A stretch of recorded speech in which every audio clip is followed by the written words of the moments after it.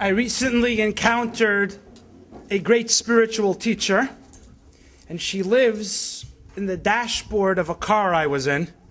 Her name is Satellite Navigation System. GPS. Marvelous piece of technology. You type in your destination, and a map flashes on the screen. A calming voice tells you exactly where to turn. It's a beautiful piece of technology. It's not a Jewish machine, though. If you were ever in a car with a Jewish driver on one of these machines, a war breaks out. The machine says, turn right. The Jewish driver says, I know better. I have a shortcut. And so forth. So there's a battle between the driver and the machine. What's fascinating is how the machine responds when its directions were ignored. It doesn't get angry. It gets very quiet. And about 20 minutes later, when this person is in Yiddish they say, verblunget land, really lost. The machine says, recalculating route, calmly. And then a new set of directions flashes on the screen, and it tells you how to get from where you are in verblunget land to where it is you need to go. From which I learned a great lesson in life. No matter how many wrong turns we have taken in life, and we all take them, there always is a road from where we are to where it is we need to go. And in a sense, the road for special needs children, for Jewish children, was very lonely. It was easy for them to get lost. And tonight we've gathered to recognize, to thank volunteers, the families, the supporters, Ezi, Nechama, who have created a satellite navigation system, if you will, that calls to the Jewish families, to the Jewish child, and says, there's a place where you'll be loved, where you can feel at home, that will provide for your needs and invite you and embrace you into the Jewish community as well. So without further ado, let's give it up to the volunteers.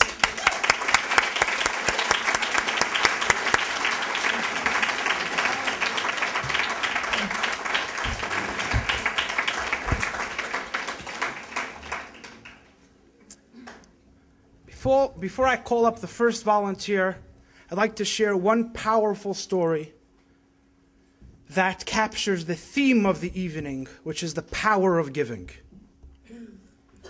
The story is about the great spiritual Hasidic master, Israel Baal Shem Tov. This is how the story goes. He had a disciple, a student, who would often approach his teacher, the Baal Shem Tov, and say, look, I know in Jewish tradition, in our Talmud, in our writings, there's this notion of if you really do many good things and spiritual things and acts of love and holiness, you could merit to see the prophet Elijah. We know at the Seder table, traditionally there's this cup for Elijah the prophet. So Elijah somehow moves from heaven to earth in a mysterious way. He says, I want to prepare myself to see the prophet Elijah. So the Baal Shem Tov tells him in a nice way, take a hike. But he was persistent year after year. He wants to see the prophet Elijah. So one year it's before Passover. And his master says, if you want to see the prophet Elijah, you need to listen to exactly what I will instruct you to do. And he says, I promise I'll do exactly what you say. He says, travel to Minsk right before Passover. At the edge of the town there, you'll see a dilapidated home. Take with you, he was a person that had of means, take with you in your wagon suitcases with garments for children and lots of food for the holiday. Knock on the door right before the holiday and ask if you could spend Passover, the Seder, with them. And he does that. And he travels and he finds a dilapidated home. He knocks on the door, a woman opens. And she said, we'd love for you to be with us for Passover, with the Seder, but our children were so poor, they're not even dressed properly. We don't have matzah for ourselves. We don't have food. And this man says, that's not a problem. I have with me so much food for everybody. I have clothing. And they invite him in and they spend a beautiful Passover. The evening progresses. And when they open up the door for Elijah, he's waiting for Elijah to enter. But Elijah doesn't come in. It's a no-show. And he's very upset. But he waits maybe later in the night and he's not sleeping. He stays up the whole night. No Elijah. He stays up the next day because Passover is a day. He stays up the first day, the second day, 48 hours, no Elijah. He was deceived. So he's very angry. He contains his anger. He travels back to his teacher. He said, I did what you told me. Elijah didn't come. He said, you did exactly what I said? He says, exactly. He says, okay. For the last 2 days of Passover, you need to travel back to the same home, bring more gifts and more food, but do one small thing differently.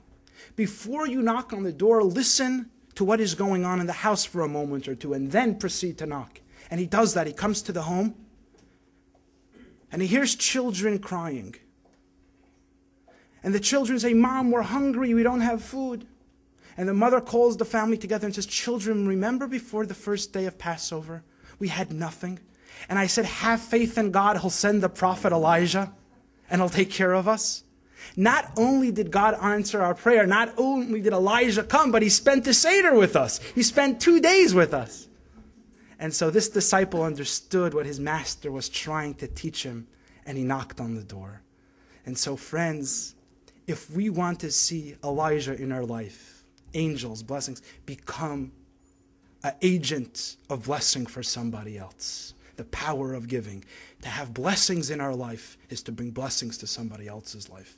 So I'd like to call up an angel from the Friendship Circle. Her name is Shoshana Gold, who has helped so many students over special needs children over the last 2 years. She participates in all the programs that the Friendship Circle offers. There's the summer programs, winter, Sunday Circle, Tuesday Circle, Wednesday Circle, all these different experiences, always with optimism and with joy and happiness. Angel Shoshana.